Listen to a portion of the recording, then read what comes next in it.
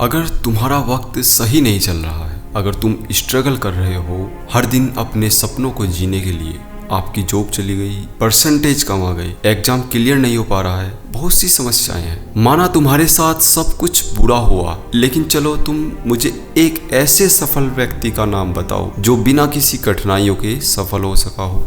इस बात पर कोई शक नहीं, तुम हर चीज को जो तुम्हारे साथ हो रही है उसे कंट्रोल नहीं कर सकते। माना है तुम्हारे हाथ में नहीं है, लेकिन उस कंडीशन में तुम क्या कर सकते हो ये जरूर तुम्हारे हाथ में है। मतलब तुम्हारी लाइफ का 10% इस चीज पर निर्भर करता है कि तुम्हारे साथ क्या हुआ, लेकिन बचा 90% इस चीज पर तुमने क्या किया। क्योंकि जीत की अहमियत समझने के लिए, उसकी असली कीमत जानने के लिए हारना भी जरूरी है। उसी तरह से जिस तरह रोशनी की कीमत समझने के लिए अंधेरे में भी रहना जरूरी है। ये जो हार है ना, जिससे सब इतना डरते हैं, असल में सिर्फ एक कैटलाइजर की तरह है जो कि सिर्फ धक्का मारती है ताकि हम अपना सब कुछ छोड़कर सिर्फ जीत के लिए दौड़ पड़े।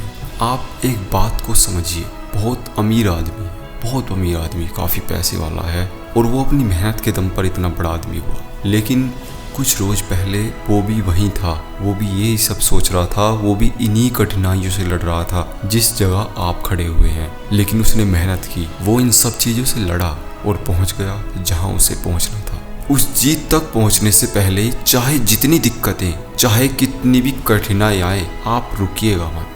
तुम खुद के वजूद के लिए लड़ना बंद मत करो, चाहे कितने भी लोग तुम्हारे खिलाफ क्यों ना खड़े हों, चाहे कितने भी बड़े चैलेंज क्यों ना आ जाएं, यहाँ तक कि बड़ी से बड़ी प्रॉब्लम क्यों ना आ जाए। किसी भी स्थिति में, किसी भी हाल में तुम्हें अपनी पूरी ताकत के साथ मैदान में बने रहना होगा। तुम्हारी विल पावर इतनी जरूर होनी चाहिए कि तुम्हें किसी भी चीज़ से डर ना हो।